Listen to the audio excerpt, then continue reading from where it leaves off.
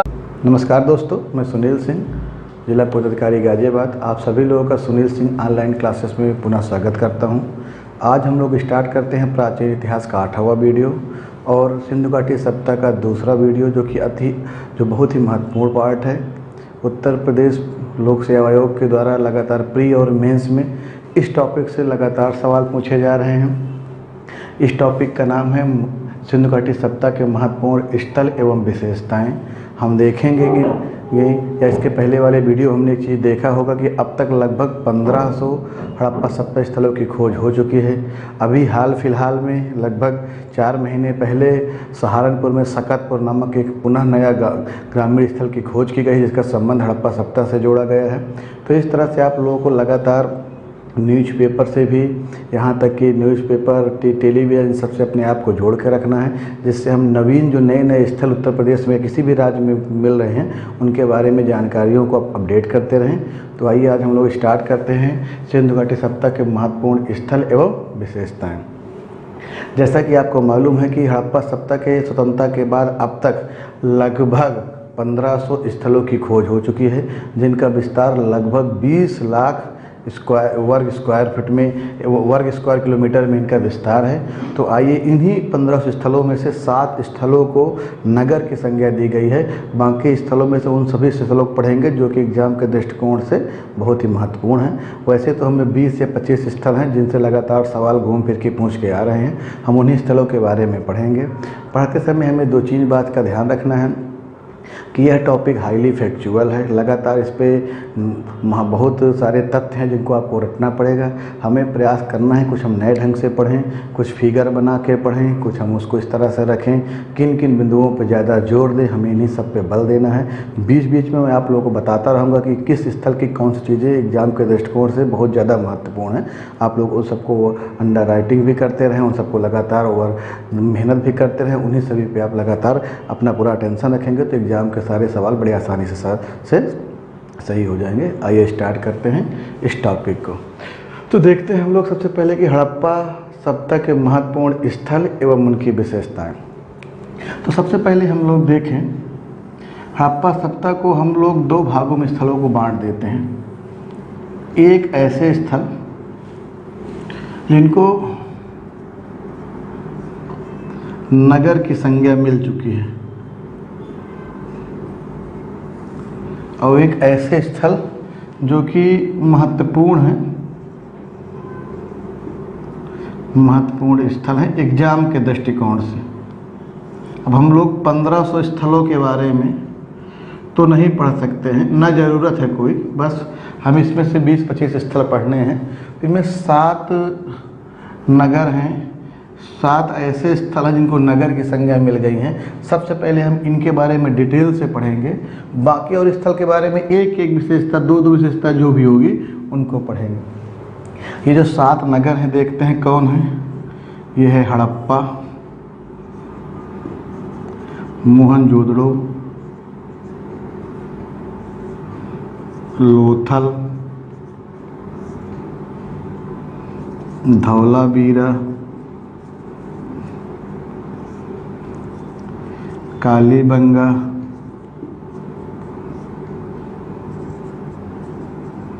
चन्हूदड़ो,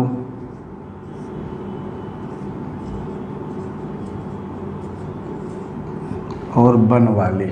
तो 1, 2, 3, 4, 5, 6 और 7, इन 7 स्थलों को नगर की संज्ञा दी गई है।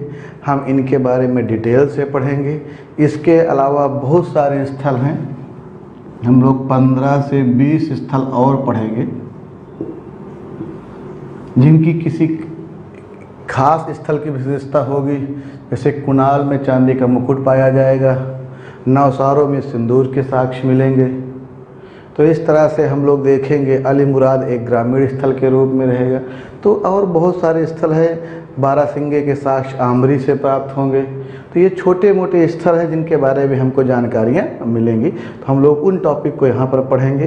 ये 1-1, 2-2 विशेषताएँ रहेंगी और ये सभी स्थलों के बारे में आपको डिटेल से पढ़ना है। एग्जाम में 90% संभावना इन्हीं 7 स्थलों से रहती है, क्योंकि इनके बारे में हमको डिटेल में पढ़ना है। 10% में ये सब है,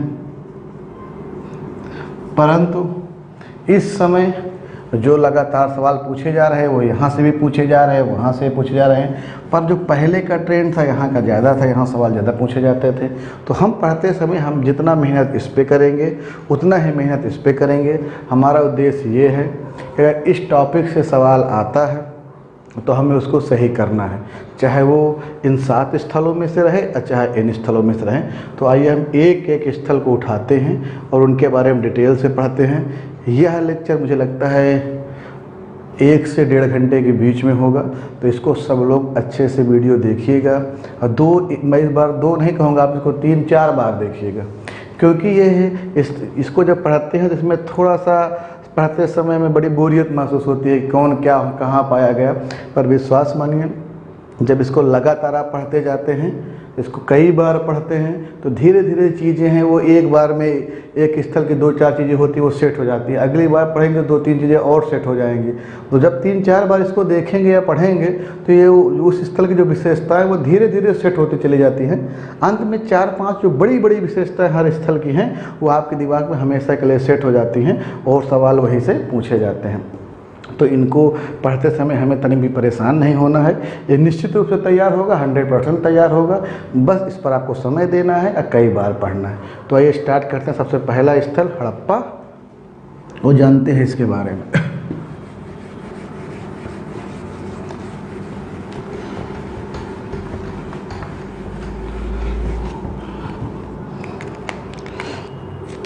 तो देखते हैं भाई हड़प्पा।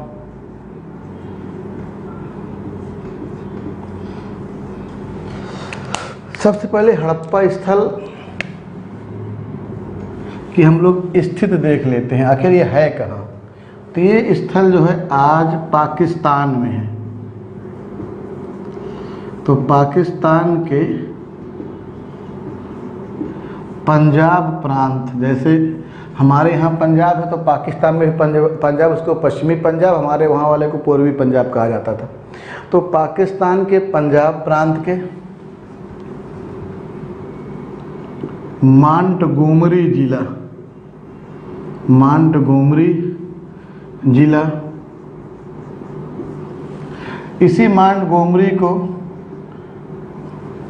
आज साहिवाल जिला कहते हैं वहाँ पर। तो मांटगोमरी जिला या आधुनिक साहिवाल जिला, जो आज वो साहिवाल जिले के नाम से वहाँ पर फेमस है, उस समय मांटगोमरी था जब इस स्थल की खोज हुई थी। तो मांटगोमरी जिला में, तो ये जो हड़प्पा है पाकिस्तान के पंजाब प्रांत के मांटगोमरी जिला में रावी नदी के बाएं तट पर है। तो रावी नदी के तट पर है और बाएं तट पर है। तो हड़प्पा सप्ताह से बड़ा सिंपल सवाल पूछा सकता है, किस देश में है? तो पाकिस्तान। पाकिस्तान के किस राज्य में है? तो पंजाब। किस जिले में है? तो आधुनिक जिला, ये आधुनिक जिला है, आज इसका ये नाम है साहिवाल, उस समय मांटगोमरी था। किस नदी के तट पर है? रावी नदी के तट पर है। दाएं तट पर कि बाएं तट पर है? तो बाएं तट पर। तो इस तरह से हड़प्पा के बारे में हम ये देखते हैं, हड़प्पा स्थल के बारे में। ये हड़प्पा सप्ताह का प्रारूप स्थल था, हमने पहले वीडियो में देखा था। इस हड़प्पा टीले की तरफ सबसे पहली बार 1826 ईस्वी में चार्ल्स मैसन नामक एक अंग्रेज के द्वारा ध्यान दिया जाता है। 1853 और 56 के बीच में ब्रंटन बंधुओं के द्वारा पेशावर से लाहौर के बीच में जब सड़क बन रही थी, रेलवे लाइन बन रही थी, उस वक्त यहाँ की ईंटों का प्रयोग किया गया था। इसका मतलब ये सब पहले पढ़ चुके हैं। जो हड़प्पा सप्ताह के बारे में हमको प्रारंभिक जानकारी मिलती है, और ये हड़प्पा सप्ताह का प्रारूप स्थल है, प्रारंभिक स्थल है जिससे सप्ताह का नाम पड़ा था। आइए हम इसमें देखते हैं। तो हड़प्पा सप्ताह में हम लोग देखें कि हड़प्पा सप्ताह में जो भी नगर थे, चाहे वो हड़प्पा हो चाहे मोहनजोदड़ो हो, बाकी जो 7 नगर थे, हम अगर 7 नगरों को देखें तो ये नगर 2 भागों में बटे रहते थे। ये नगर 2 भागों में बटे रहते थे। एक कहलाता था पश्चिमी टीला, दूसरा कहलाता था पूर्वी टीला। यानी कि हड़प्पा सभ्यता में जितने भी नगर थे, केवल हड़प्पा की बात नहीं हो रही है, जितने भी नगर हैं वो दो हिस्सों में बटे थे, एक पश्चिमी टीला और एक पूर्वी टीला। पूर्वी टीला को नगर की संज्ञा दी जाती थी,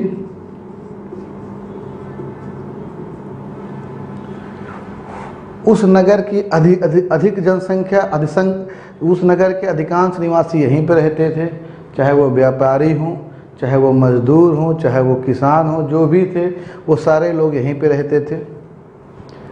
इनके अलावा प्रशासन एवं पुरोहित वर्ग पश्चिमी टीले में रहता था। इस पश्चिमी टीला को दुर्ग टीला भी कहा जाता था।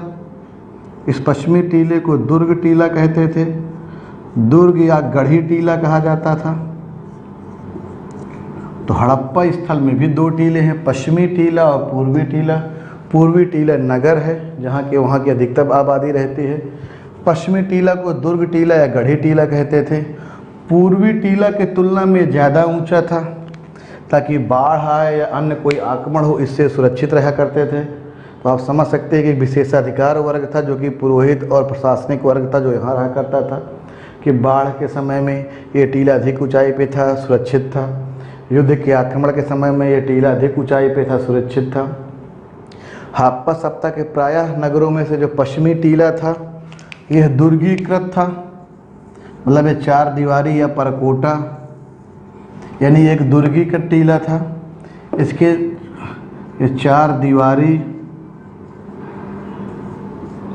या परकोटे से घिरा होता था। तो इस तरह इसमें सुरक्षा के इंतजाम थे।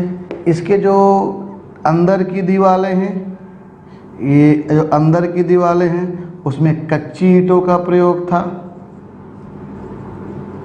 और जो बाहर की दीवारें हैं उनमें पक्की ईंटों का प्रयोग था।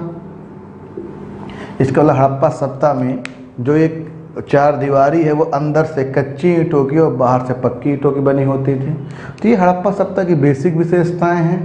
हड़प्पा में यही रहेगा, मोहनजोदड़ो में यही रहेगा, लोथल चन्हुदड़ो में दोनों दुर्गीकृत हैं, लोथल और सुरकोतड़ा में। चन्हुदड़ो में कोई नहीं है। हम लोग पढ़ेंगे धौलावीरा में इसके 3 पार्ट हो जाते हैं, तो हम अलग अलग विशेषता को अलग अलग स्थलों के साथ पढ़ेंगे। तो हड़प्पा में देखें तो हड़प्पा का पश्चिमी टीला को दुर्ग गढ़ी टीला कहा जाता था, पूर्वी टीला को नगर की संज्ञा दी गई थी। जो पश्चिमी टीला था वो एक चार दीवारी से घिरा हुआ था, उस चार दीवारी के अंदर कच्ची ईंटें और बाहर पक्की ईंटें थीं। हड़प्पा सभ्यता के इसी पश्चिमी टीले के ऊपर एक टीला था, उसको एफ टीला कहा जाता था और इसको AB टीला कहा गया है। ये स्पेशली नाम व्हीलर महोदय ने दिया था, ऐसा हर जगह पे नहीं है। हड़प्पा सभ्यता के पश्चिमी टीले को AB टीला और उसके ऊपर 6 फीट ऊंचे टीले को F टीला, ये दोनों टीलों को जो नाम था वो मार्टिमर व्हीलर महोदय ने इन टीलों का नाम दिया था, AB टीला और F टीला। तो इस तरह से अगर देखा जाए कि AB टीला और F टीला किस स्थल में मिलता है तो हड़प्पा में, और ये दोनों टीला का नाम किसने दिया था तो मार्टिमर व्हीलर ने। उन्होंने इसको AB टीला कहा और इसको F टीला। इसको आप लोग नोट डाउन कर लीजिए कि मार्टिमर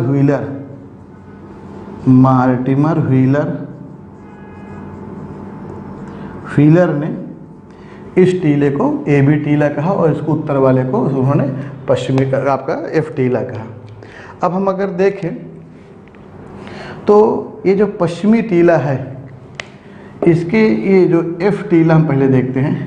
F टीला में 3 चीज़ें मिली हैं। एक यहाँ पर अन्नागार मिला है, अन्नागार। हड़प्पा अभी मोहनजोदड़ो में भी अन्नागार होगा लेकिन वो दुर्ग टीले के अंदर होगा। और यहाँ पर F टीला, दुर्ग टीले के बाहर उत्तर में टीले को F टीला कहा जाता है। यहाँ एक अन्नागार मिला है। ये अन्नागार जो है 2 पंक्ति में है। अगर देखा जाए तो 6 इधर हैं और ये 6 इधर हैं। इस तरह से ये 2 पंक्ति में अन्नागार मिले हैं, 6 6 12, यानी कि ये अन्नागार है। 6 6 की पंक्ति में 2 अन्नागार मिले हुए हैं यहाँ पर, जहाँ पर उस समय अतिरिक्त अनाज के अवशेष को रखा जाता था। इन सब के अलावा यहीं पर ये 8 और ये 7, कुल 15 श्रमिक आवास मिले हैं। यहाँ पर मजदूर एक श्रमिक बस्ती थी जो इन 15 आवासों में रहा करती थी। और तो और ये 18 वृत्ताकार चबूतरे मिले हैं।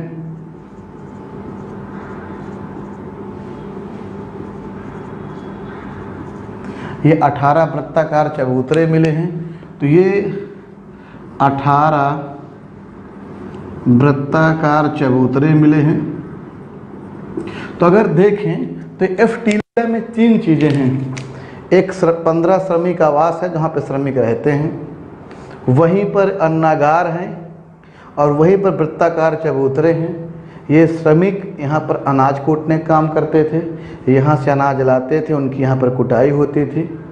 और जो टीले हैं, वृत्ताकार टीले हैं, यहाँ पर गेहूँ व जौ के दाने के साक्ष्य मिले हैं। इसका मतलब इन वृत्ताकार चबूतरों में गेहूँ और जौ के दाने जो है यहाँ पर उनकी कुटाई होती थी।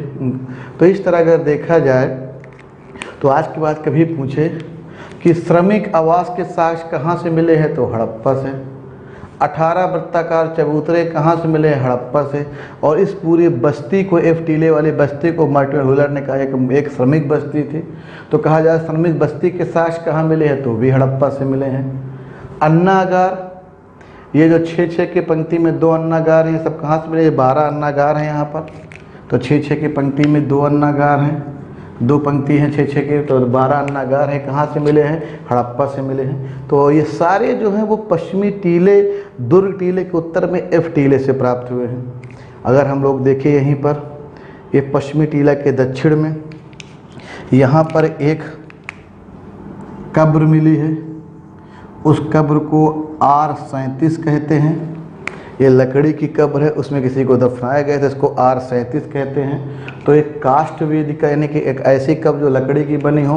R37 के साक्ष्य कहाँ से मिले हैं तो हड़प्पा सप्ता से मिले हैं। वो भी कहाँ से? तो पश्चिमी टीले के दक्षिण में मिले हुए हैं। और जहाँ पर ये संस्कृति है वहीं पर आगे चलकर ये मिलते हैं। पूर्वी टीले में देखते हैं, पूर्वी टीलों में वहाँ के आम व्यक्ति, चाहे मजदूर हो चाहे किसान हो, इससे मजदूर बस्ती यहाँ से मिले हुए। इसके अलावा यहाँ किसान मजदूर हैं, किसान हैं, व्यापारी हैं, मध्यम वर्ग है, सब यहाँ रहते थे। इसके अलावा पुरोहित और प्रशासनिक व्यक्ति से जुड़े हुए व्यक्ति यहाँ पे रहते थे। तो इस तरह से हड़प्पा सप्ता के बारे में एक 2-4 सवाल है जो पूछे जा सकते हैं। आइए आगे देखते हैं। ये जो हड़प्पा सप्ता है इससे जुड़े हुए 3 व्यक्ति हैं, देखते हैं। उस समय जो निदेशक थे, निर्देशक जिनके नेतृत्व में खुदाई इस पूरे स्थल की गई, उनका नाम था जॉन मार्शल। तो कभी पूछा जाए हड़प्पा सप्ता में से हड़प्पा स्थल की खुदाई किसके निर्देशन में हुआ तो सर जॉन मार्शल। खुदाई करने वाले व्यक्ति कौन थे? खुदाई करता कौन है? तो खुदाई करता में है दयाराम साहनी। दयाराम साहनी ने खुदाई की, लेकिन निदेशक के रूप में उस समय भारतीय पुरातत्व संरक्षण विभाग के निदेशक तो उस समय जॉन मार्शल थे। दयाराम साहनी ने इस स्थल की खोज 1921 में से इसकी खुदाई प्रारंभ की गई थी। सहायक के रूप में माधव स्वरूप वस्त थे। ये दयाराम साहनी के सहायक के रूप में माधव स्वरूप वस्त महोदय थे। तो इस तरह देखा जाए तो हड़प्पा सप्ताह में हड़प्पा स्थल का खुदाई का कार्य किसके निर्देशन में हुआ तो सर जॉन मार्शल के। खुदाई करता के रूप में कौन थे? दयाराम साहनी थे। कब इसकी खुदाई प्रारंभ हुई? 1921 AD में। इनके सहायक के रूप में कौन थे? माधव स्वरूप वस्त थे। तो हड़प्पा सप्ताह के बारे में, हड़प्पा के स्थल के बारे में कुछ बेसिक जानकारियाँ हैं। कहाँ पर है, किस नदी के तट पर है, किस जिले में है, इससे जुड़े हुए व्यक्तियों के नाम बताइए। पूर्वी टीला, पश्चिमी टीला, कौन 4 दीवारी से घिरा रहता था, किसको क्या कहा जाता था, व्हीलर ने किसे क्या कहा। वृत्ताकार चबूतरे कहाँ से मिले, चबूतरे में कौन गेहूं और जौ के दाने के साक्ष्य मिले, श्रमिक आवास की संख्या कितने कहाँ मिले, इसके अलावा अन्नागार के साक्ष्य कहाँ से मिले। इनके अलावा जब हड़प्पा सप्ताह का पतन हो जाता है और आगे उत्तरोत्तर हड़प्पा काल में यानी कि पोस्ट हड़प्पन पीरियड में यहाँ पर एक और संस्कृत का विकास होता है, एच कब्रिस्तान। एच कब्रगाह संस्कृति। तो कभी पूछा जाए एच कब्रगाह संस्कृति जो कि ताम्र पाषाण का काल के समकालिक रहेगी, कॉपर एज के, तो वो कहाँ से मिली है? तो हड़प्पा से। R37 ये भी कब्रस्तान संस्कृति है, ये कहाँ से मिली हुई है? ये भी हड़प्पा से। लेकिन ये भी हड़प्पा के पतन के बाद का है, ये भी हड़प्पा के पतन के बाद का है, ये पूछा सकता है। अब देखिए, इसके अलावा हड़प्पा सभ्यता के जो नगर क्षेत्र है, हड़प्पा सभ्यता के नगर क्षेत्र में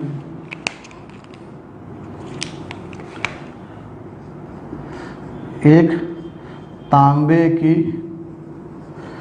इक्का गाड़ी की साक्ष्य प्राप्त हुए हैं। तो तांबे की इक्का गाड़ी कहाँ से प्राप्त हुई है? तो नगर क्षेत्र से प्राप्त हुई है। कहाँ से प्राप्त हुई है? तो हड़प्पा से प्राप्त हुई है। इन सब के अलावा अगर हम देखें तो सर्वाधिक अभिलेखी मोहरे, देखिए मोहरे दो तरह थी, इसमें एक में कुछ लिखा था, एक में कुछ नहीं लिखा था। तो सर्वाधिक जो मोहरे हैं वो मोहनजोदड़ो से पाई जाएंगी 1200, लेकिन ऐसी सर्वाधिक मोहरे जिन पे कुछ ना कुछ लिखा था वो कहाँ से प्राप्त हुई हैं? हड़प्पा सभ्यता से, यानी हड़प्पा से। तो सर्वाधिक अभिलेखी मोहरे कहाँ से प्राप्त हुई हैं? तो हड़प्पा से। तांबे की इक्का गाड़ी कहाँ से प्राप्त हुई है? हड़प्पा से। तो हड़प्पा से ये कुछ विशेषताएं हैं जिनको आपको जानना है। तो अगर आप हड़प्पा के बारे में इतना जानते हैं तो बड़े आसानी से सवालों का सही ढंग से जवाब दे लेंगे। तो हमारा पहला स्थल था हड़प्पा, उसमें आपको ये चीज़ें जाननी रहेंगी। इसको अगर आप एक दो बार पढ़ेंगे तो निस्संदेह इसमें चीज़ें बहुत आसान हैं और आसानी से इसका जवाब दे लेंगे। आइए अब हम स्टार्ट करते हैं हड़प्पा सभ्यता का दूसरा नगर यानी मोहनजोदड़ो।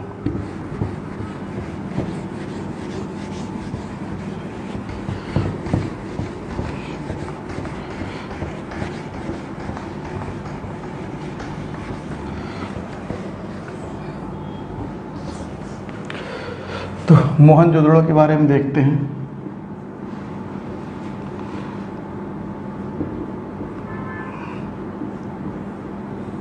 सबसे महत्वपूर्ण स्थल है एग्जाम के दृष्टिकोण से हड़प्पा सभ्यता का। तो ये पहले स्थित देखते हैं कि जो मोहनजोदड़ो है ये भी पाकिस्तान के सिंध प्रांत में लारकाना जिला में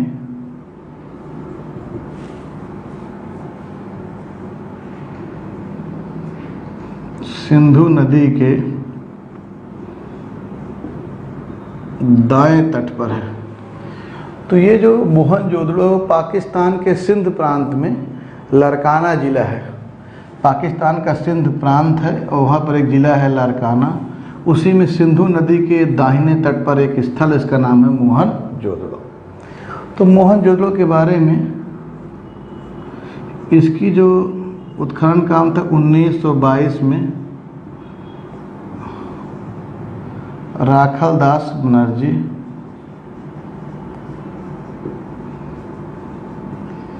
तो पूछा सकता है कि R.D. बनर्जी यानी राखलदास बनर्जी का संबंध किस स्थल से रहेगा? तो मोहनजोदड़ो से। 1922 ईस्वी में उन्होंने इस स्थल का उत्खनन किया।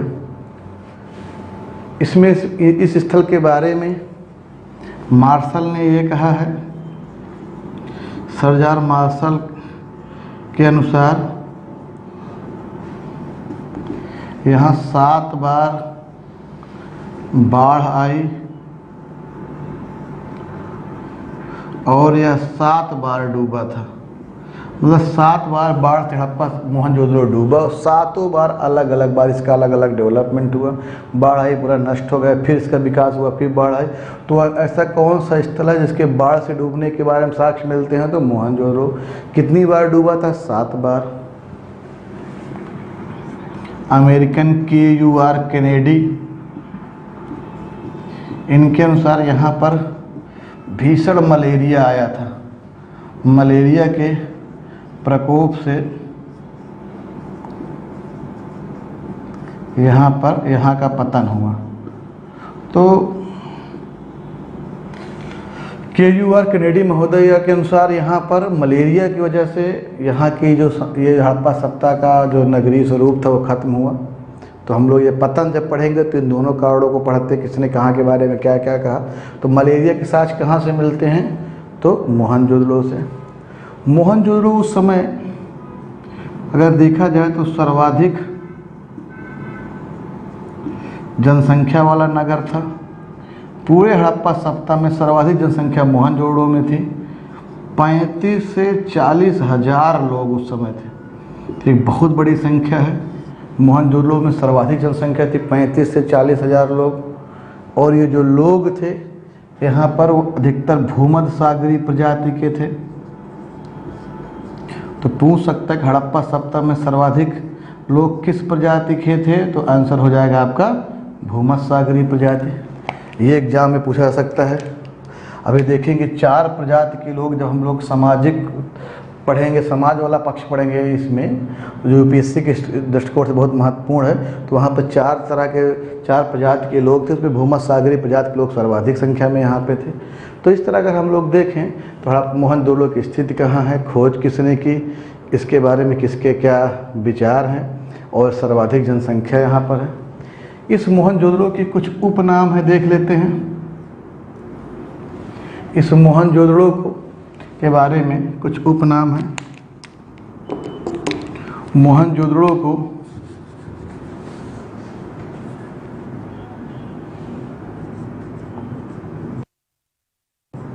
मृतकों का टीला या प्रेतों का टीला कहा जाता है। तो मृतकों का नगर या मृतकों का टीला या मृतकों का नगर या प्रेतों का टीला या प्रेतों का नगर किसे कहा जाएगा, तो भाई मोहनजोदड़ो को।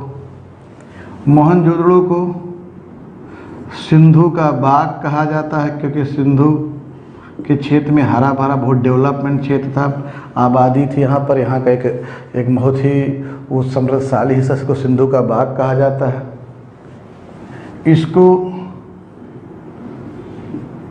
स्तूप टीला भी कहा जाता है, क्योंकि जहाँ पर मोहनजोदड़ो है वहीं पर एक कुषाण वंश के महान शासक कनिष्क के द्वारा एक स्तूप बनवाया गया था, और उसी स्थल पर मोहनजोदड़ो का डेवलपमेंट हुआ, इसलिए इसको स्तूप टीला भी कहा जाता है।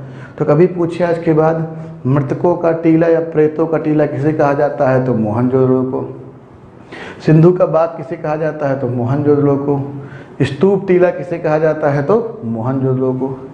इसके अलावा स्टुअर्ट पिगट ने हड़प्पा एवं मोहनजोदड़ो को जुड़वा राजधानी कहा है, ट्विंस कैपिटल कहा है, जुड़वा राजधानी कहा है। तो मोहनजोदड़ो को हड़प्पा के साथ साथ पूरी हड़प्पा सभ्यता का जुड़वा राजधानी के रूप में जाना जाता था। तो स्टुअर्ट पिगट ने हड़प्पा मोहनजोदड़ो दोनों को जुड़वा राजधानी के रूप में कहा है। तो मोहनजोदड़ो से जुड़ा हुआ कुछ सवाल है, किसने हड़प्पा मोहनजोदड़ो को जुड़वा राजधानी कहा, स्टुअर्ट पिगट ने। किस स्थल को मृतकों का टीला या प्रेतों का टीला कहा जाता था, तो हड़प्पा आपका मोहनजोदड़ो को। सिंधु का बाग और स्तूप का टीला किसे कहा जाता था, तो मोहनजोदड़ो में।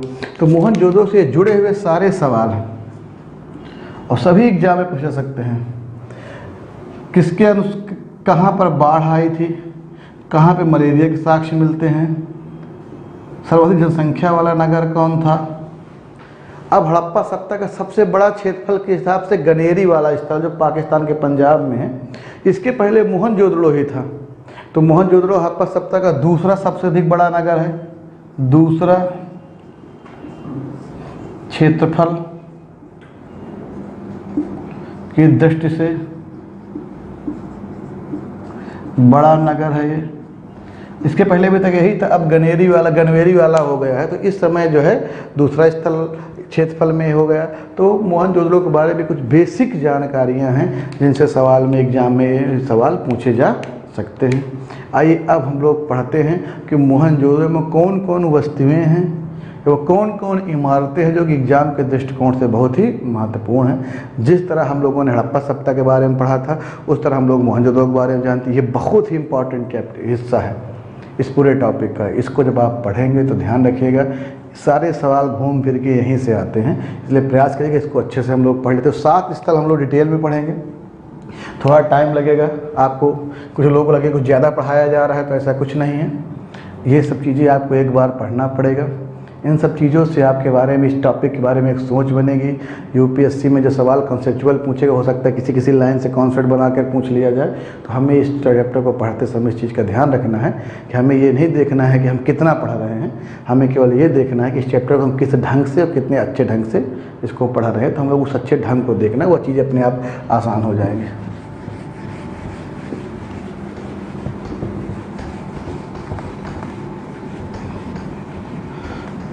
तो ये मोहनजोदड़ो के बारे में वही तरीका। हड़प्पा सभ्यता के जो नगर थे वो 2 भागों में रहा करते थे, पश्चिमी टीला, पूर्वी टीला। पूर्वी टीला हमेशा बड़ा रहता था, ये पूर्वी टीला, ये पूर्वी टीला, इसको नगर कहा जाता था। ये पश्चिमी टीला, जिसको हम लोग देखते दुर्ग या गढ़ी कहा जाता था। पश्चिमी टीला दुर्गीकृत था, 4 दीवारी से घिरा था, अंदर कच्ची ईंटें बाहर पक्की ईंटें। यहाँ भी वो हड़प्पा सभ्यता के मोहनजोदड़ो में वही विशेषताएं मिलती हैं। पश्चिमी टीला जो 4 दीवारी या परकोटे से घिरा हुआ था, सुरक्षित था, ऊंचाई पर था। ये जो है कम ऊंचा है। यहाँ पर प्रशासनिक पुरोहित लोग रहते हैं, यहाँ पर मध्यम वर्ग, व्यापारी, बाकी अन्य सारे लोग यहाँ पे रहते हैं। अब देखते हैं हम लोग यहाँ से भी बहुत सारी विशेषताएं मिली हैं और यहाँ से भी बहुत सारी विशेषताएं मिली हैं। दोनों को बहुत ही अच्छे से और मेहनत से पढ़ना है, ध्यान दे के पढ़ना है। ये भी महत्वपूर्ण है एग्जाम के दृष्टिकोण से, यहाँ भी एग्जाम दृष्टिकोण से महत्वपूर्ण है। आइए स्टार्ट करते हैं। ये जो पश्चिमी टीला है, यहाँ से एक बहुत बड़ा सभा भवन मिला है। यह जो सभा भवन है एक खंभों से बना हुआ है, एक बड़ी संरचना है। ऐसा देखा जाता था कि जब कभी भी ज़रूरत होती थी तो यहाँ पर पुरोहित, प्रशासनिक वर्ग सारे लोग आकर मीटिंग करते थे और किसी विषय पर यहाँ पर निर्णय लिया जाता था। तो सभा भवन के साक्ष्य कहाँ से प्राप्त हुए हैं? तो मोहनजोदड़ो से प्राप्त हुए हैं। यहाँ पर पुरोहितों को रहने के लिए अलग से एक आवास है, उसका नाम ही है पुरोहित आवास।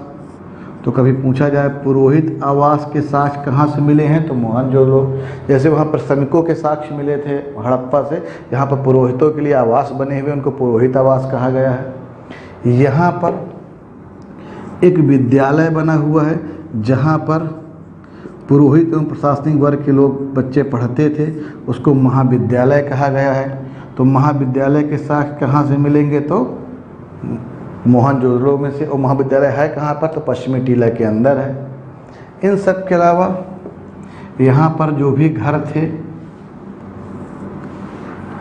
जो भी यहाँ पे घर हैं, देखिएगा उस घर में 2-4 चीज़ें एकदम कॉमन है, उन चीज़ों को ध्यान रखना है।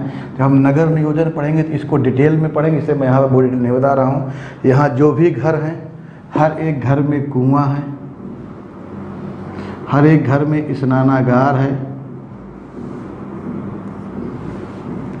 हर एक घर में 3 से 4 कमरे हैं और ये 2 से 3 मंजिला घर हैं।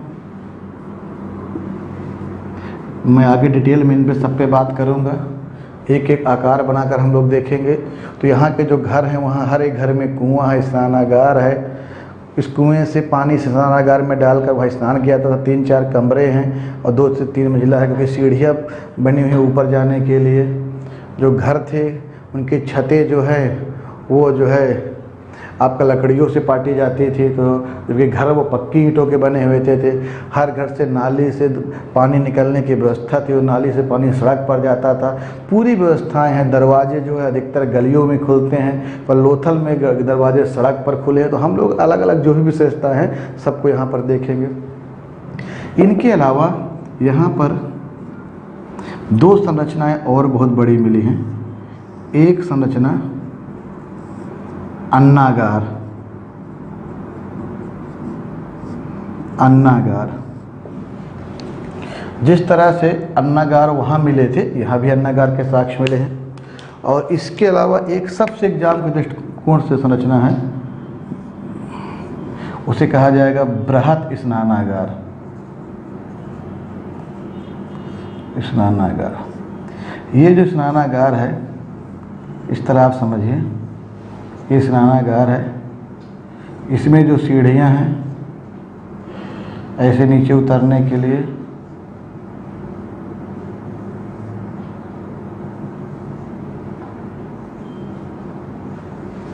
तो उत्तर से दक्षिण इसमें सीढ़ियाँ उतरने के लिए, इसमें जो पानी है पानी को निकालने के लिए दक्षिण से पश्चिम,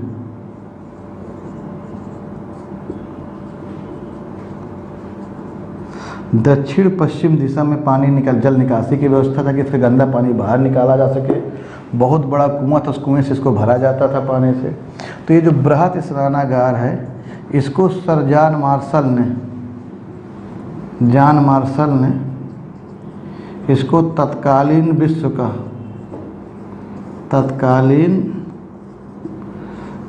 का आश्चर्य कहा है। तो कभी कहा जाए कि बृहत स्नानागार को तत्कालीन विश्व का आश्चर्य किसने कहा है, तो जॉन मार्शल ने। ये एग्जाम के दृष्टिकोण से बहुत ही इंपॉर्टेंट सवाल है। सबसे पहला सवाल, बृहत स्नानागार के साक्ष्य कहाँ से मिले हैं, तो मोहनजोदड़ो। सीढ़ियाँ किस दिशा में थी, उत्तर और दक्षिण। जल निकासी की व्यवस्था कहाँ से, दक्षिण और पश्चिम। बृहत स्नानागार को तत्कालीन विश्व का सबसे बड़ा आश्चर्य किसने कहा है, सर जॉन मार्शल ने। जबकि सबसे बड़ी इमारती संरचना अन्नागार थी।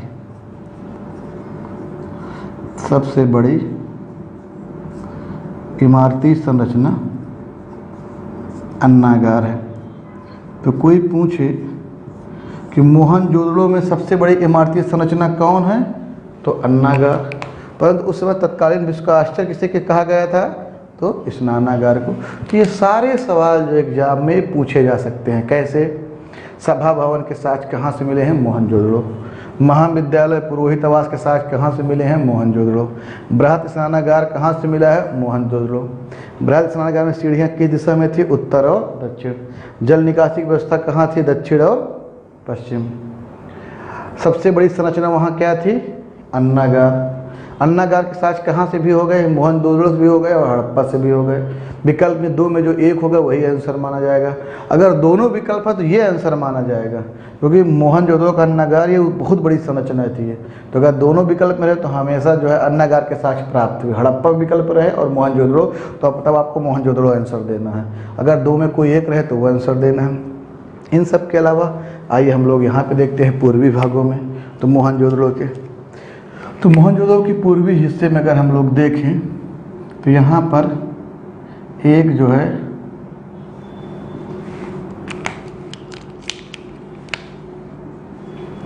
दस इंच की कांसे की मूर्ति प्राप्त हुई है। तो एक कांसे की मूर्ति प्राप्त हुई, इसकी लंबाई लगभग 10 इंच है और वो जो मूर्ति है वो प्रोटोस्टलाइट प्रजाति की है। ये बहुत इम्पोर्टेंट है। वो एक नर्तकी की मूर्ति है, प्रोटोस्टलाइट प्रजाति, जो कि नृत्य अवस्था में है। तो अगर देखा जाए तो कांसे के नर्तकी की मूर्ति पूछा जाए, कांसे की नर्तकी की मूर्ति कहाँ से प्राप्त हुई है, तो मोहनजोदड़ो से। मोहनजोदड़ो में ये इसलिए इम्पोर्टेंट, मोहनजोदड़ो में अधिकतर जो आबादी थी वो भूमध्य सागरीय थी, लेकिन ये जो मूर्ति है उसकी जो बनावट प्रोटोस्टलाइट प्रजाति की है, इसका मतलब वो कहीं बाहर से आई थी। तो इसलिए ये इम्पॉर्टेंट है, किस प्रजाति की है, तो प्रोटोस्टलाइट प्रजाति की। इसके अलावा मोहनजोदड़ो में देखा जाए तो 1200 मोहरे प्राप्त हुई हैं। तो सर्वाधिक संख्या में मोहरे कहाँ से प्राप्त हुई हैं, तो मोहनजोदड़ो। ये सारी मोहरे जो थी वो वर्गाकार थी और सेल खड़ी की बनी हुई थी। तो पूछ सकता है कि हड़प्पा सभ्यता में मोहरे का सर्वाधिक आकार किसकी बनी हुई थी? वो सेल खड़े की। सर्वाधिक मोहरें कहाँ से प्राप्त हुई हैं? तो सर्वाधिक मोहरें अगर पूछ लिया जाए कहाँ से प्राप्त हुई हैं तो मोहनजोदड़ो। सर्वाधिक मोहरें जो हैं वो मोहनजोदड़ो से प्राप्त हुई हैं। मोहनजोदड़ो से एक सूती का कपड़ा प्राप्त हुआ है, उसके अंदर जो है उसके अंदर चाकू रखा हुआ है। तो अगर देखा जाए सूती कपड़ा मतलब कपास, यूपीएससी पूछा था कि समझो लोगों को कपास के बारे में जानकारी है कि नहीं है, तो बिल्कुल है। जिसे जब आप फैक्चुअल पढ़ेंगे तो कॉन्सेप्ट को लिंक करिए, क्योंकि ये सूती का कपड़ा है। सूती कपड़ा कपास से बनता है, तो सूती कपड़ा के साथ साथ ये चाकू है, तो सूती के कपड़े में चाकू लपेटा हुआ मिला हुआ है, तो सूती कपड़ा जब हो जाएगा तो कपास के साक्ष अपने आप हो जाएंगे। तो कपास के साक्ष, तो हड़प्पा सभ्यता के लोगों को कपास का ज्ञान था, सूती कपड़े का ज्ञान था। यह साक्ष्य यहाँ से प्राप्त हुआ है। यहाँ से एक नर्तकी की मूर्ति प्राप्त हुई है। हड़प्पा सभ्यता में जो नगरें थीं, जो सड़कें थीं, एक दूसरे को लंबवत काटती थी। एक 10 मीटर लंबी 10 मीटर चौड़ी एक सड़क पाई गई है। इस सड़क को राजपथ कहा गया है। ये 10 मीटर चौड़ी सड़क है। तो कहा जाए आज के बाद राजपथ कहाँ से मिला है? तो मोहनजोदड़ो से मिला था। उसकी चौड़ाई 10 मीटर थी, एक चौराहे पर लंबवत काटती थी, इसको राजपथ कहा जाता था। तो राजपथ के साक्ष्य कहाँ से मिले हैं? तो मोहनजोदड़ो से मिले हैं। इस तरह से मोहनजोदड़ो में सूती कपड़े के साक्ष्य हो जाएंगे। सर्वाधिक मोहरें यहीं से हैं। कांसे की नर्तकी की मूर्ति प्राप्त हुई है, 10 मीटर चौड़ी, इसको राजपथ कहा जाता है। मोहनजोदड़ो एकमात्र ऐसा नगर था पूरे हड़प्पा सभ्यता में जहाँ पे सड़कों को पक्का करने के साक्ष्य प्राप्त हुए हैं। तो सड़कों को पक्का करने का प्राप्त साक्ष्य, सड़क को पक्का करने का साक्ष्य और कहीं नहीं, एकमात्र साक्ष्य यहीं पर मिला है। और जगह पर सड़क कच्ची ईंटों की बनी हुई है, यहाँ पर पक्की ईंटों की बनी हुई है। सड़कों को पक्का करने का प्रयास किया गया है। तो सड़कों को पक्का करने के साक्ष्य भी हमको मोहनजोदड़ो से प्राप्त होते हैं। इन सब के अलावा मोहनजोदड़ो में से बेलनाकार मोहरें हैं जो बड़ी आकार में हैं, तो बहुत चीज़ें, लेकिन हमें सब इतना नहीं पढ़ना। हमें एग्जाम के दृष्टिकोण से यही 3-4 चीज़ें हैं जो मोहनजोदड़ो के लिए इम्पॉर्टेंट हैं। एक तो ये सारी चीज़ें जो हमने अभी इधर पढ़ी। दूसरा जो हम लोगों ने अभी यहाँ पर पढ़ा, सर्वाधिक मोहरें, मोहरों का प्रकार कौन सा है, कांसे की मूर्ति, 10 मीटर चौड़ी सड़क, सूती कपड़ा, चाकू, इन सब के साक्ष्य, ये सारे साक्ष्य जो है मोहनजोदड़ो से मिलते हैं। तो हमारा दूसरा जो स्थल रहेगा मोहनजोदड़ो, इसके बारे में हम लोगों ने भी डिटेल में पढ़ा। अब हमारा अगला स्थल रहेगा लोथल।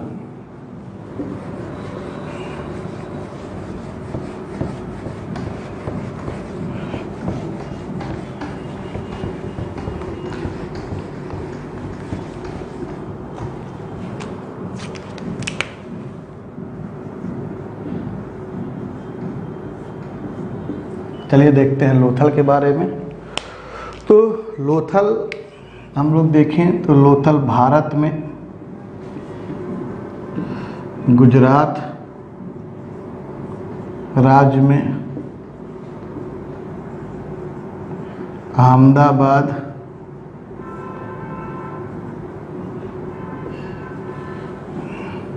जिले में भोगुआ नदी के तट पर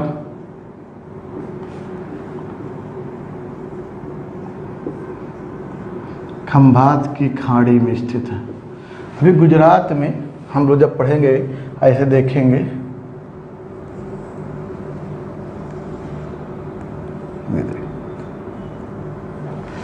गुजरात में इस खाड़ी को कच्छ की खाड़ी कहा जाता है और इसे जो है खंभात की खाड़ी कहा जाएगा। खाड़ी जल का ऐसा हिस्सा होता है जो 3 तरफ से स्थल से घिरा होता है। ये स्थल, ये स्थल, ये स्थल, ये स्थल, ये स्थल, ये इंग्लिश में इसको बे, बाइट और गल्फ कहते हैं कोण के आधार पर। तीनों चीज़ें अलग अलग होती हैं। हिंदी में सबको खाड़ी कहते हैं, पर इंग्लिश में बे अलग है, बाइट अलग है, गल्फ अलग है। जब हम लोग भूगोल में पढ़ेंगे तो वहाँ देखेंगे। तो ये जो खंभात की खाड़ी है ये, और एक कच्छ की खाड़ी। तो कच्छ की खाड़ी में 3 स्थल हम लोगों ने पढ़ा था, धौलावीरा, सुरकोतड़ा और देसलपुर,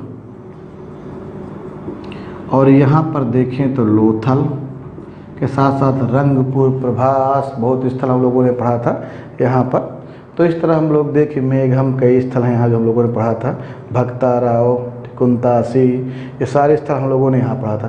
तो ये जो खंभात की खाड़ी है उसी के तट पर ये लोथल है, तो यही लिखा हुआ खंभात की खाड़ी में है, भोगवा नदी के तट पर है और गुजरात के अहमदाबाद ज़िले में है। इसकी जो खोज थी, इस स्थल की जो खोज है वो जगपति जोशी, इस स्थल की खोज है वो S.R. राव, जगपति जोशी ने इन तीनों स्थलों की खोज की है। इसकी जो खोज थी वो S.R. राव ने की थी। S.R. राव ने 1954 में लोथल की खोज की। अब लोथल के बारे में अगर हम लोग देखें तो लोथल के बारे में 2-3 चीज़ें बहुत इम्पोर्टेंट है, देख लीजिए। लोथल को लघु हड़प्पा या लघु मोहनजोदड़ो, लोथल को लघु हड़प्पा या लघु मोहनजोदड़ो भी कहा जाता है। लोथल में 20 समाधियां पाई गई हैं, एक साथ दफनाया गया है। 20 समाधियां हैं, उनमें 3 समाधियां युग्मित हैं, मतलब इसमें स्त्री पुरुष दोनों को जो सती प्रथा के साक्ष्य यहाँ से मिलते हैं, युग्मित समाधियां हैं। तो 20 समाधियां पाए जाने की वजह से लोथल को मुर्दों का नगर भी कहते हैं। तो मुर्दों का नगर भी के रूप में कौन जाना जाता है, तो लोथल। किसे लघु हड़प्पा या लघु मोहनजोदड़ो, मैंने इसकी जो विशेषता है हड़प्पा मोहनजोदड़ो के नज़दीक है, उसी तरह की विशेषता रखता है, इसीलिए इसको लघु हड़प्पा या लघु मोहनजोदड़ो के रूप में भी जाना जाता है। इसको मुर्दों के नगर के रूप में भी जाना जाता है। अगर हम लोग लोथल के बारे में देखें और यहाँ पर समझें, वही फिगर बना के देखते हैं तो देखें, लोथल में समझिए हम लोग, ये पश्चिमी टीला, ये पूर्वी टीला। तो लोथल की सबसे बड़ी खासियत क्या है, लोथल का जो पश्चिमी टीला है, ये दुर्ग टीला, और ये जो नगर टीला है, दोनों एक ही रक्षा प्राचीर से घिरा हुआ। ये बहुत इंपॉर्टेंट सवाल है। एक ही रक्षा प्राचीर से घिरा, मतलब कि हड़प्पा सभ्यता का जो मेरे लोथल स्थल है, इसका दुर्ग टीला यानी कि दुर्ग या गढ़ी टीला और नगर टीला दोनों एक रक्षा प्राचीर से। इसके पहले केवल पश्चिमी टीला घिरा रहता था, और ये केवल लोथल में ही नहीं है, 2 स्थल हैं, इसको नोट कर लीजिएगा। एक लोथल, दूसरा सुरकोटड़ा। तो कभी आज के बाद पूछिए वो कौन से 2 स्थल हैं जिनमें नगर और गढ़ी यानी दुर्ग के दोनों एक ही रक्षा प्राचीर से घिरा हुआ है, तो वो नगर है लोथल और सुरकोटड़ा। ये एग्जाम के दृष्टिकोण से बहुत ज़रूरी है। अब लोथल के बारे में देखते हैं। लोथल का ये जो नगरीय क्षेत्र है, इस नगरीय क्षेत्र के उत्तर वाले हिस्से में यहाँ पर 20 समाधियाँ प्राप्त हुई हैं। देखिए 20 समाधियाँ हैं, इन 20 में 3 युग्मित समाधियाँ हैं। युग्मित में स्त्री पुरुष दफनाए जाने के साक्ष्य हैं। तो आज के बाद पूछा जाए 3 युग्मित समाधियाँ किस स्थल से प्राप्त हुई हैं, तो लोथल से। युग्म में है इसीलिए ऐसा माना गया कि स्त्री पुरुष एक साथ दफना दिए गए थे। पुरुष के बाद स्त्री को ने यहाँ पर सती प्रथा कर लिया होगा। इसीलिए अगर कभी इस तरह पूछे कॉन्सेप्ट में सती प्रथा के साक्ष्य कहाँ से मिलते हैं, तो इन्हीं युग्मित समाधियों को देखते हुए सती प्रथा के साक्ष्य का अनुमान लगाया जाता है। तो आज के बाद सती प्रथा के साक्ष्य कहाँ से मिलते हैं, तो लोथल से।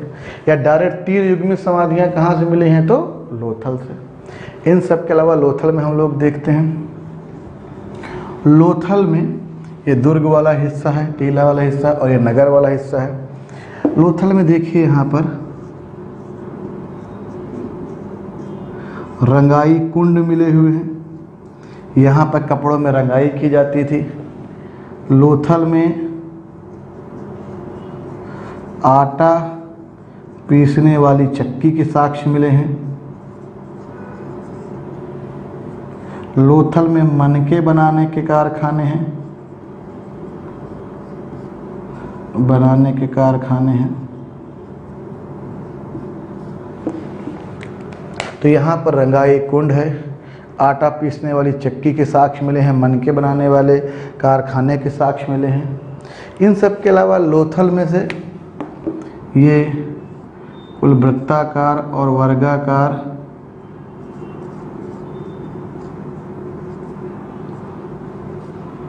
ये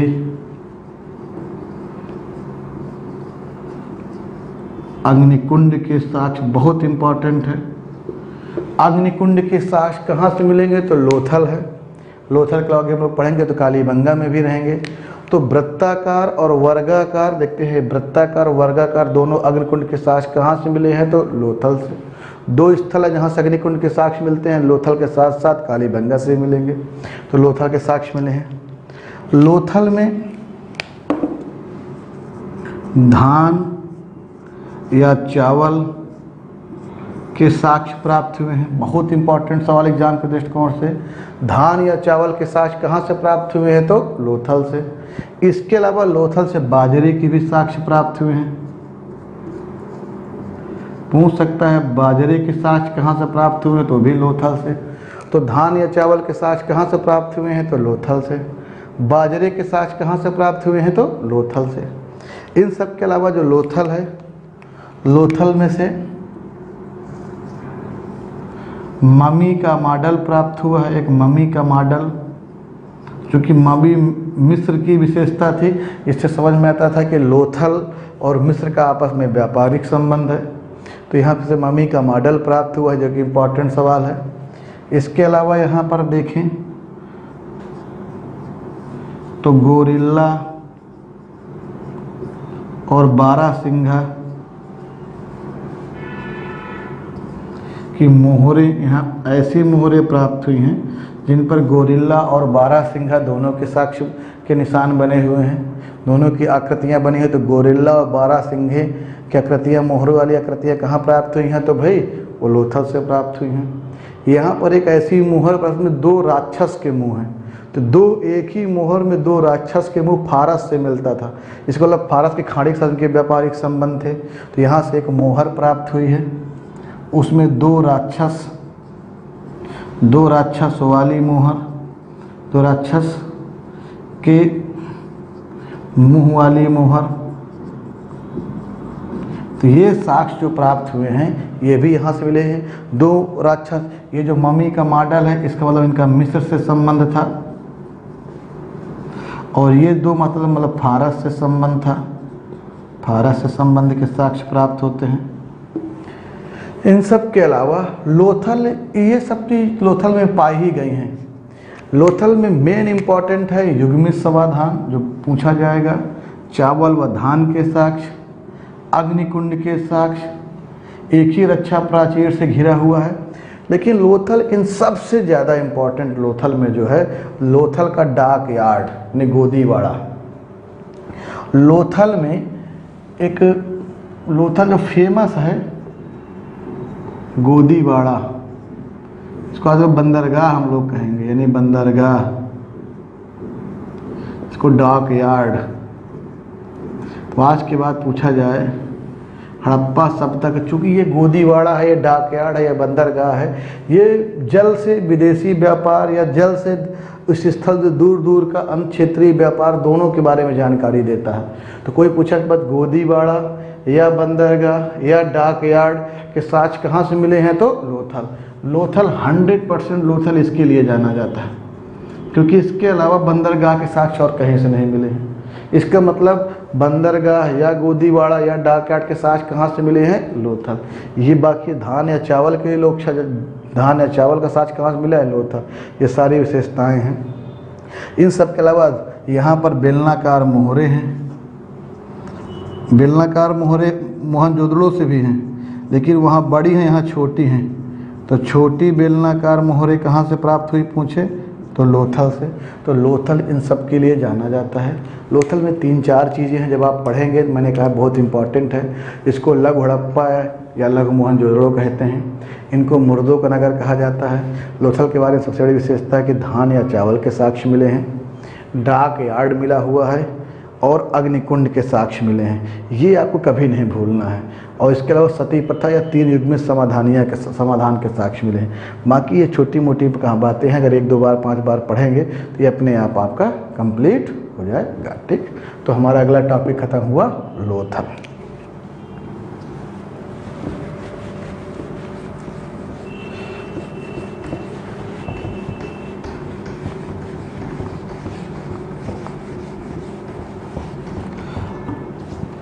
लोथल के बाद आइए हम लोग अब स्टार्ट करते हैं।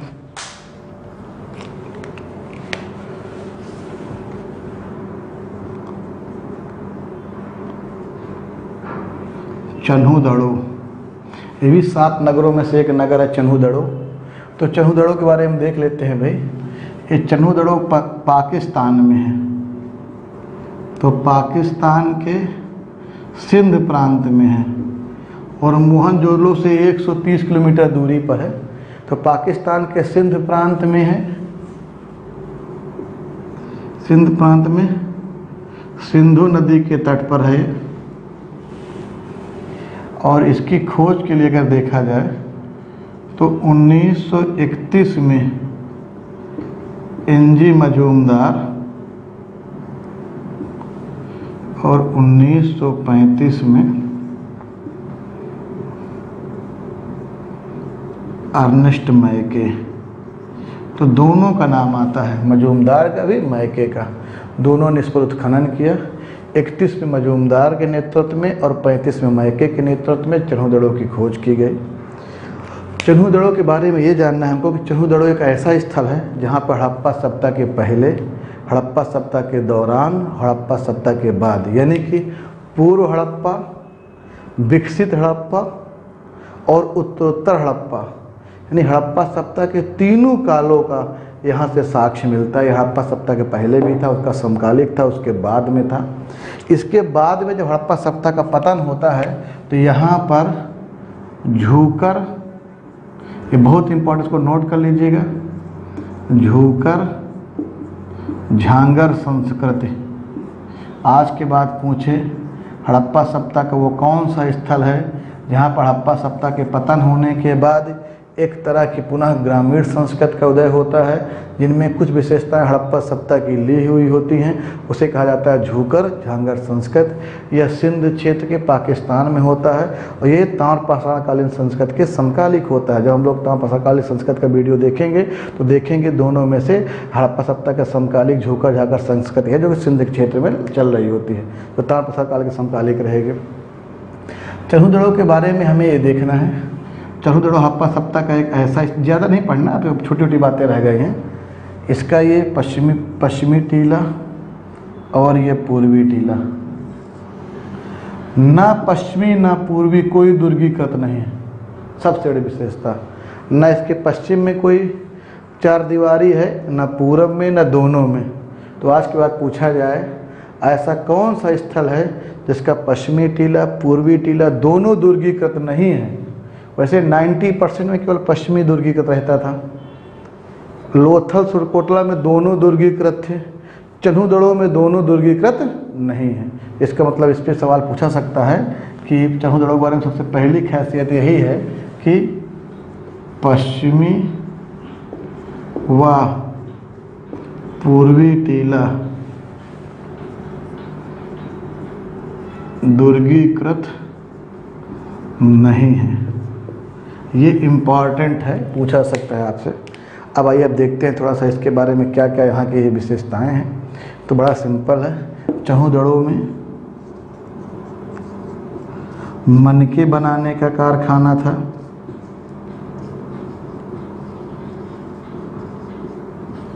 इसके अलावा यहाँ पर लिपस्टिक, कंघा, इत्र यानी कि सौंदर्य प्रसाधन की वस्तुएं, कभी पूछा जाए कि सौंदर्य प्रसाधन की वस्तुएं लिपस्टिक, कंघा, इत्र, इन सब के साक्ष्य कहाँ से मिलते हैं? तो चन्हूदड़ों से। मन के बनाने कारखाने कहाँ से मिले हैं? जो चन्हूदड़ों से। चन्हूदड़ों में जो ईंटें यूज हुई हैं वो वक्राकार ईंटें हुई हैं। तो यहाँ जो ईंटें हैं, यहाँ पर वक्राकार ईंटों का प्रयोग हुआ है। पूछ सकता है कि अधिकतर ईंटें जो भी रहेंगी वो आयताकार ईंटें रहेंगे, क्योंकि 4:2:1 में थी, लेकिन यहाँ पर वक्राकार ईंटें यूज हुई हैं। तो वक्राकार ईंटों का उपयोग कहाँ पर हुआ है? तो चन्हूदड़ों में।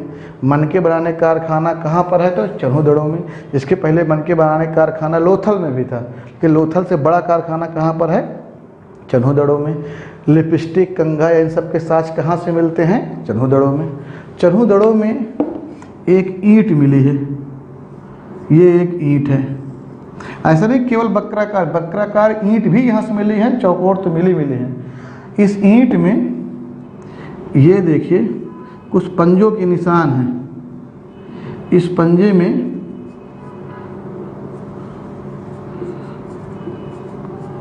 बिल्ली भाग रही है, उसका पीछा कर रहा है कुत्ता।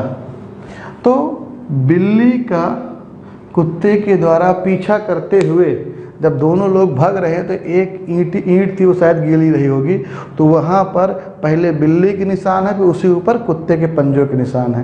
तो पूछ सकता है किस स्थान पर बिल्ली का कुत्ते के द्वारा पीछा करने के साक्ष्य मिलते हैं? तो वो चन्हूदड़ों। तो चन्हूदड़ों ये 4 चीज़ों के लिए मात्र फेमस है। अगर ये 4 चीज़ें पढ़ते हैं तो चन्हूदड़ों से कोई भी सवाल गलत नहीं होगा। बिल्ली का कुत्ते के द्वारा पीछा करने के साक्ष्य, सौंदर्य प्रसाधन, लिपस्टिक, कंघा, इत्र के साक्ष्य, मन के बनाने का साक्ष्य और वक्रा का साक्ष्य। इसकी खोज में कौन से लोग जुड़े हैं? मजूमदार और मैके। ये हड़प्पा सभ्यता का ऐसा स्थल जिसमें हड़प्पा सभ्यता के पूर्व, उसके दौरान और उसके बाद तीनों के साक्ष्य मिलते हैं।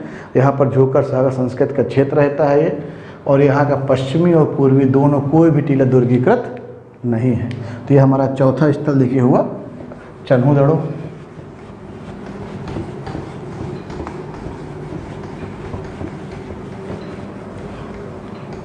आइए देखते हैं कालीबंगा।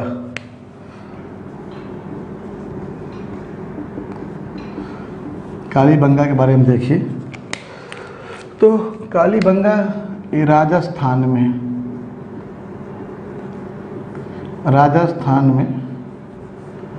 गंगानगर जिला है। तो राजस्थान के गंगानगर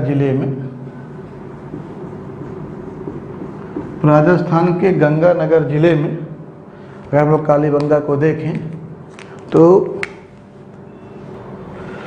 देखते हैं हम लोग कालीबंगा के बारे में। तो कालीबंगा राजस्थान में गंगानगर जिले में घग्गर नदी के तट पर देखिएगा, घग्गर नदी के तट पर स्थित है। तो पूछा सकता है कालीबंगा किस राज्य में है? तो राजस्थान। किस नदी के तट पर है? तो घग्गर नदी। देखिए कालीबंगा के बारे में देखते हैं।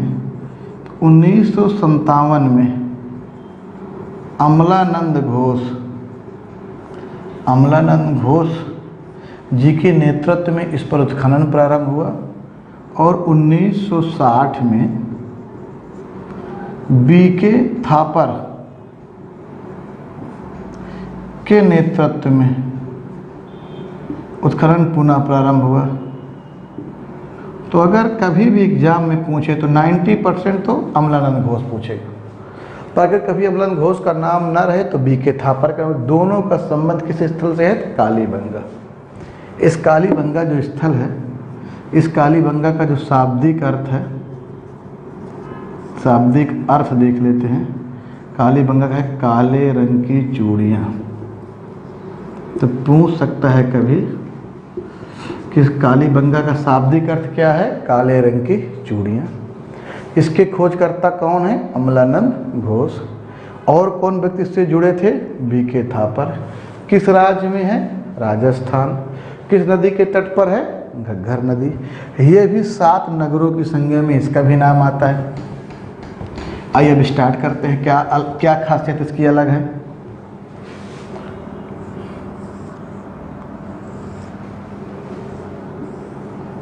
खासियत देखिए क्या है, जो कि पूरे स्थलों में कहीं सबसे अलग विशेषता है। इसका ये अलग रक्षा प्राचीर से घिरा हुआ है और ये अलग रक्षा प्राचीर से घिरा हुआ। समझिए बात को।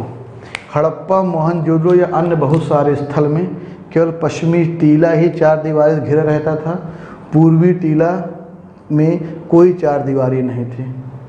लोथल, सुरकोतड़ा पढ़ते हैं, उनमें दोनों एक ही रक्षा प्राचीर से घिरा था। तो कभी सवाल पूछे एक ही रक्षा प्राचीर से कौन से दो स्थल घिरे हुए हैं, तो लोथल और सुरकोतड़ा। अलग अलग रक्षा प्राचीर से, इसकी प्राचीर अलग है और इसका रक्षा प्राचीर चार दीवारी अलग है। उसका स्थल कौन सा है? कालीबंगा। ना इसमें रक्षा प्राचीर ना इसमें रक्षा प्राचीर, उसका स्थल कौन सा है? चन्हूदड़ो। तो ये चार सवाल कभी भी एग्जाम में पूछ सकते हैं। एक ही स्थल, एक ही रक्षा प्राचीर से घिरा हुआ स्थल कौन कौन? लोथल, सुरकोतड़ा।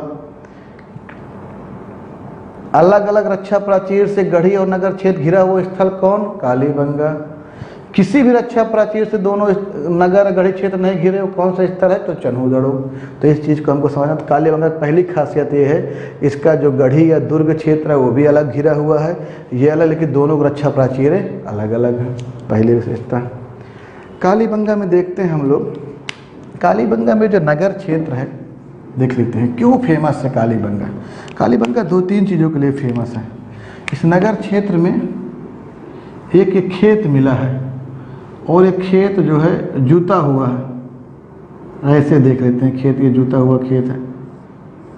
तो इसमें जो खेत जुता हुआ है, तो इसमें हम लोग ये देखें, जो कूड़ है, जो खेत की जुताई है, उसमें ये नज़दीक नज़दीक और ये दूर दूर।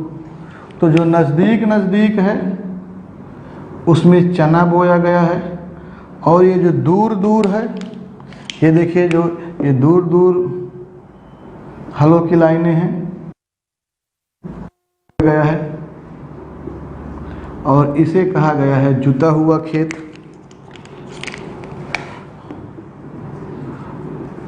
जुता हुआ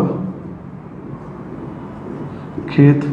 ये प्राक हड़प्पा का है, प्राक हड़प्पा का। आज के बाद पूछा जाए कि जूते हुए खेत के साक्ष्य कहाँ से प्राप्त हुए हैं? कालीबंगा। कालीबंगा एक ऐसा स्थल में प्राक हड़प्पा के पहले और हड़प्पा विकसित हड़प्पा दोनों के साक्ष्य मिलते हैं। चन्हूदड़ो से तीनों था, प्राक प्लस विकसित हड़प्पा दोनों था। चन्हूदड़ो में विकसित के साथ साथ उत्तरोत्तर हड़प्पोत्तर वो तीनों था। इस तरह देखा जाए तो जुता हुआ खेत का साक्ष्य कहाँ से मिलेगा? कालीबंगा। सबसे इम्पोर्टेंट चीज़ पहले देखते हैं। दूसरा समझिए कालीबंगा क्यों फेमस है। कालीबंगा में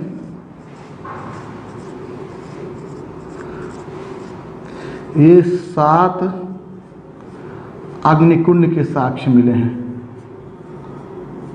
तो आज के बाद पूछा जाए अग्निकुंड के साक्ष्य इसके पहले लोथल में मिले थे, तो लोथल के साथ साथ कहाँ से अग्निकुंड के साक्ष्य मिले हैं? तो कालीबंगा। कालीबंगा और लोथल दोनों से अग्निकुंड के साक्ष्य मिले, तो कालीबंगा इसके लिए फेमस है। इसके अलावा कालीबंगा से एक नर कंकाल, एक बच्चे की खोपड़ी प्राप्त हुई है, और उस खोपड़ी में ये देखिए 6 छेद हैं, यानी कि बच्चे की खोपड़ी में छेद किए गए हैं। तो ऐसा माना गया है कि शल्य चिकित्सा हुई थी। तो कभी भी पूछा सकता है कि शल्य चिकित्सा के साक्ष्य का स्थल कौन सा है? तो भाई कालीबंगा। कालीबंगा में किसी में से सवाल पूछा जा सकता है कि शल्य चिकित्सा के प्रारंभिक साक्ष्य कहाँ से मिले हैं? तो कालीबंगा से। एक बच्चे के खोपड़ी में उस पर छेद है, ऐसा माना गया कि छेद जानबूझ कर किए गए हैं आपका उसकी इलाज के दौरान, इसलिए शल्य चिकित्सा के साक्ष्य मिलते हैं। जुता हुआ खेत के साक्ष्य कहाँ से मिले हैं? कालीबंगा से। प्राक हड़प्पा काल का था। नज़दीक नज़दीक चना और दूर दूर कौन थी फसलें थी? सरसों थी। अग्निकुंड के साक्ष्य कहाँ से मिले हैं? कालीबंगा। इसके अलावा कालीबंगा से ये जो ईंट है, इस ईंट में खूब अलंकरण किया गया है। तो अलंकृत ईंट पूछे, अलंकृत ईंट, यानी ईंट में अलंकरण का काम किया गया है। तो अलंकृत ईंट के साक्ष कहाँ से मिले हैं? तो भाई कालीबंगा। इनके अलावा कालीबंगा में कुछ हड्डियाँ प्राप्त हुई हैं, हड्डियाँ प्राप्त हुई हैं। ये हड्डियाँ ऊँट की हड्डियाँ थी, ऊँट की हड्डियाँ हैं ये। तो कभी कोई पूछा कि ऊँट की हड्डियों के साक्ष्य ने ऊँट के साक्ष्य कहाँ से प्राप्त हुए हैं? तो कालीबंगा। वैसे भी कालीबंगा राजस्थान में है, तो ऊँट की हड्डियों के साक्ष्य प्राप्त हुए हैं। तो ऊँट की हड्डियों के साक्ष्य आंसर कालीबंगा। अलंकृत ईंट आंसर कालीबंगा। जुते हुए खेत का साक्ष्य कालीबंगा। दूर दूर नजदीकी फसलों के साक्ष्य कालीबंगा। अग्निकुंड के साक्ष्य कालीबंगा। शल्य चिकित्सा के साक्ष्य कालीबंगा। तो ये सारा कालीबंगा में साक्ष्य मिला है। कालीबंगा में जो जल निकासी के लिए जो नालियाँ थी वो लकड़ी की नाली बनी हुई हैं, लकड़ी की नाली का प्रयोग। तो यहाँ पर की जो सार्वजनिक जल निकास प्रणाली कोई बहुत अच्छी नहीं थी। यहाँ पर जो है लकड़ी की नालियों का प्रयोग हुआ है। यहाँ जो घर है वो कच्ची ईंटों के बने हुए हैं राजस्थान में, तो कच्ची ईंटों घर, यहाँ पर पक्की ईंटों का प्रयोग बहुत कम हुआ है। तो इस तरह अगर देखा जाए तो आपका कालीबंगा के बारे में ये दो चार सवाल है जो लगातार पूछे जाते हैं कि जुता हुआ खेत के साक्ष्य कहाँ से मिले हैं? कालीबंगा से। शल्य चिकित्सा के साक्ष्य कहाँ से मिले हैं? कालीबंगा। इस कालीबंगा के बारे में यह कहा गया है कि इस कालीबंगा स्थल का जो पतन था वो भूकंप से हुआ है, विवर्तनिक घटनाओं से। एम दिमित्री देव ने बताया था कि विवर्तनिक घटनाओं से कालीबंगा का पतन हुआ है, तो भूकंप से पतन हुआ है। तो पूछ सकते हैं किस स्थल पर भूकंप आने के साक्ष्य मिले हैं? तो कालीबंगा। तो कालीबंगा से 4-5 सवाल अगर आप इनको अच्छे से पढ़े रहेंगे तो बड़े आसानी से सवालों का जवाब दे लेंगे। जहाँ पर ये सवाल जुता हुआ खेत, शल्य चिकित्सा और ऊँट ये लगातार पूछा जा रहा है। तो आइए हम लोग अगला पॉइंट स्टार्ट करते हैं। धौला वीरा।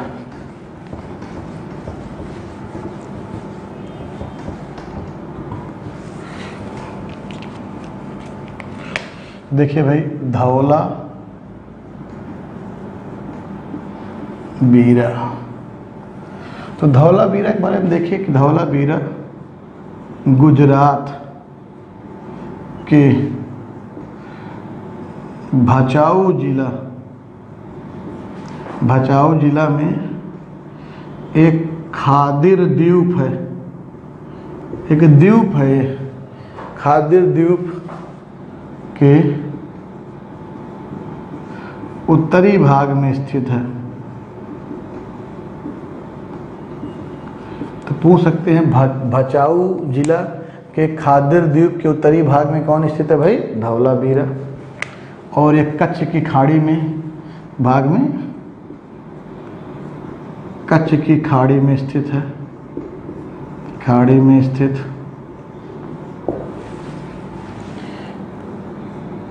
इस स्थल की अगर हम लोग खोज देखें तो जगपत जोशी ने 1967-68 में इसकी खोज की और 1990 में इसका उत्खनन प्रारंभ हुआ। कभी पूछे कि धौला वीरा के खोजकर्ता कौन है? जगपत जोशी। कब खोज की? 1967-68। इसका उत्खनन कब प्रारंभ हुआ? 1990। कभी उत्खनन डेट कभी नहीं पूछता। इसके खोजकर्ता कौन है? जगपत जोशी। किस राज्य में है? गुजरात में। धौला वीरा क्यों फेमस है देखते हैं। 2-4 बिंदु हैं इसलिए फेमस है धौला वीरा।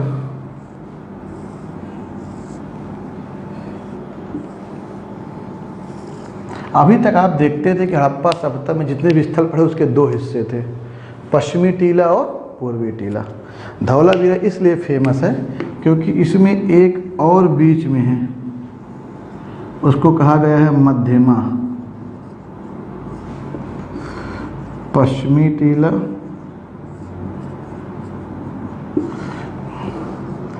पूर्वी टीला। तो आज के बाद कभी कोई स्थल पूछे ऐसा कौन सा स्थल है जो कि 3 भागों में विभक्त है, पश्चिमी टीला, मध्यमा और पूर्वी टीला, वो कौन से स्थल हो जाएगा भाई? धौलावीरा। धौलावीरा जो है 3 भागों में विभक्त है।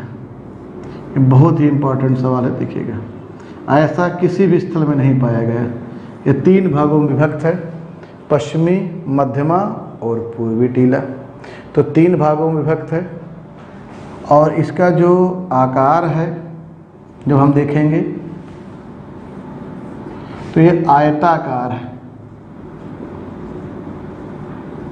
आयताकार है। तो पूछ सकता है कि धौलावीरा का आकार कैसा है भाई? वो आयताकार है।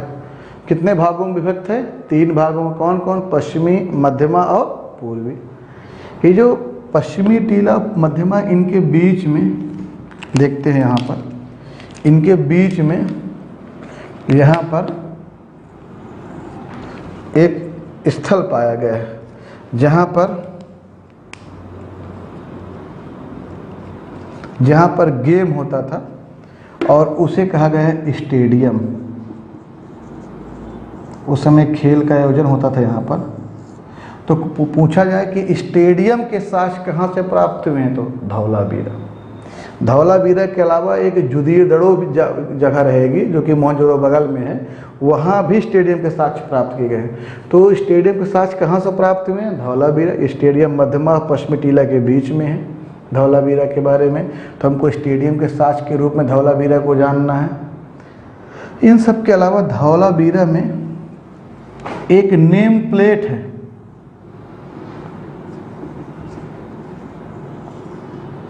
उसमें 10 अक्षर हैं। 10 अक्षर का एक नेम प्लेट प्राप्त हुआ है। तो कभी पूछा जाए 10 अक्षरों का एक नेम प्लेट कहाँ से प्राप्त हुआ है, तो धौलावीरा से। धौलावीरा इन सब के अलावा फेमस इस बात के लिए है कि धौलावीरा के लगभग 30% भूभाग पर ये 16 बड़े तालाब थे। देखिए 16 बड़े तालाब हैं, 2 नहरें थी जो कि 2-2 मीटर चौड़ी, 4-4 मीटर चौड़ी नहरें थी। इनको नहर या नाली कहिए। बरसात का सारा पानी इन्हीं तालाबों में इकट्ठा हो जाता था। अगर पानी ज़्यादा हो जाता था तो नहर या नाली के द्वारा बाहर निकल दिया जाता था।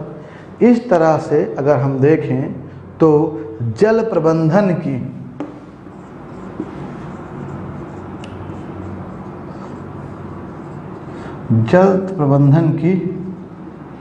उच्च कोटि की व्यवस्था थी यहाँ पर। तो कभी पूछा जाए जल प्रबंधन की उच्च कोटि की व्यवस्था कहाँ पर थी, तो धौलावीरा। यानी कि बरसात के पानी को इकट्ठा करने के लिए 16 बड़े बड़े तालाब लगाए गए थे। अगर पानी ज़्यादा हो जाए तो नहरों या नालियों के माध्यम से उसको बाहर कर दिया जाता था। यहाँ के लगभग 30% भूभाग पर तो पानी के लिए, जल संचयन के लिए व्यवस्था की गई थी। इस तरह से जल प्रबंधन की उच्चतर व्यवस्था कहाँ पाई गई है, धौलावीरा। तो धौलावीरा से केवल 2 ही सवाल पूछे जाएंगे, एक स्टेडियम के साक्ष्य, दूसरा जल प्रबंधन की उच्चतम व्यवस्था कहाँ की थी भाई, धौलावीरा में। 10 संकेताक्षर कहाँ से मिले हैं, धौलावीरा से। कितने भागों में बटा हुआ था, 3। आकार कैसा था, आयताकार। 4 क्वेश्चन के अलावा धौलावीरा से कोई 5वां क्वेश्चन नहीं बनेगा। इसका आकार कैसा है, आयताकार। कितने भागों में बटा है, 3। कौन कौन, पश्चिमी, मध्यमा और ये।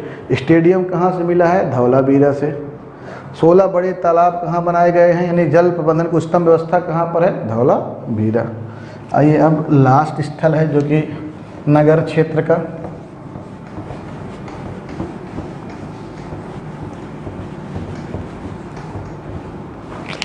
उसका नाम है बनवाली। तो देखिए बनवाली जो है हरियाणा के हिसार जिला, तो हरियाणा के हिसार जिला में है बनवाली। और बनवाली के बारे में ये हमको जानना है कि इनकी खोज जो थी R.S. विस्ट महोदय द्वारा 19 1173 में की गई थी। तो कभी पूछे कि बनवाली खोज किसने की थी, तो RS बिष्ट ने की थी। है कहाँ पर ये? हरियाणा में। ये बनवाली फेमस क्यों है? बनवाली में देखिए 2-3 चीज़ें हैं बनवाली में। इसके बाद बनवाली को पढ़ना है केवल 3 चीज़ों के लिए। पहला बात क्या है बनवाली में, देखते हैं। बनवाली इसलिए फेमस है, देखिए बनवाली एक पूर्व हड़प्पा और हड़प्पा दोनों कालीन एक स्थल है। बनवाली पूर्व हड़प्पा, हड़प्पोत्तर तीनों स्थल बनवाली में पाए जाते हैं। बनवाली में सबसे पहले बात यह है, अच्छे किस्म का जौ के साक्ष्य। तो कभी आज के बाद पूछे चावल और बाजरा का साक्ष्य लोथल से था, जौ का साक्ष्य पूछे तो आंसर क्या हो जाएगा? बनवाली। बनवाली से में मिट्टी के हल की बनी आकृति, तो पूछे हल के साक्ष्य कहाँ से प्राप्त हुए हैं, तो बनवाली से। इन सब के अलावा तीसरी है जल निकास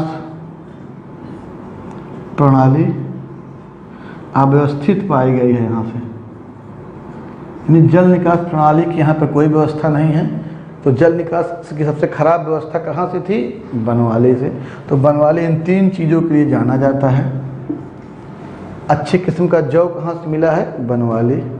मिट्टी के हल की आकृति कहाँ से मिली है? बनवाली। जल निकास प्रणाली की अव्यवस्थित व्यवस्था कहाँ से है? भी बनवाली। ये 3 चीज़ें हम पढ़ेंगे तो बनवाली को हम लोग देख लेंगे। अब आइए, इसके अलावा ये हमारे 7 स्थल थे जिनको नगर की संज्ञा दी गई थी, जिनके बारे में हम लोगों ने पढ़ा।